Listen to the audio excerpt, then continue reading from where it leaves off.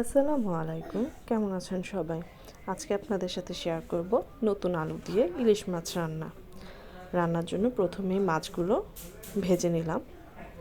মাছ ভাজা হয়ে গেলে একটা কড়াইতে অল্প পরিমাণে তেল, তাতে অল্প পরিমাণে পেঁয়াজ দিয়ে নাড়াচাড়া করে ব্রাউন কালার করে নেব। তারপরে তাতে দিয়ে দিব আদা বাটা, লবণ। তারপর মশলাটা নাড়াচাড়া করে তাতে দিয়ে দিব হলুদ গুঁড়া, মরিচ গুঁড়া আর অল্প পরিমাণে ধনিয়া গুঁড়া। তারপর মশলাগুলো নাড়াচাড়া করে অল্প পরিমাণে পানি দিয়ে মশলাটাকে কষানোর জন্য কিছুক্ষণের জন্য রেখে দেব। মশলাটা কষানো হয়ে গেলে তাতে আমরা দিয়ে দিব আগে থেকে কেটে রাখা আলু।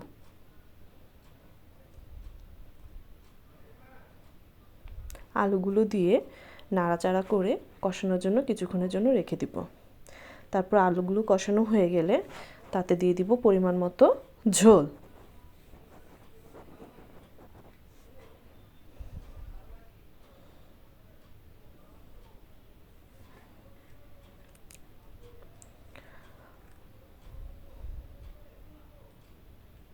তারপরে টমেটো দিয়ে কিছুক্ষণ নাড়াচাড়া করে তাতে দিয়ে দিব কাঁচামরিচ।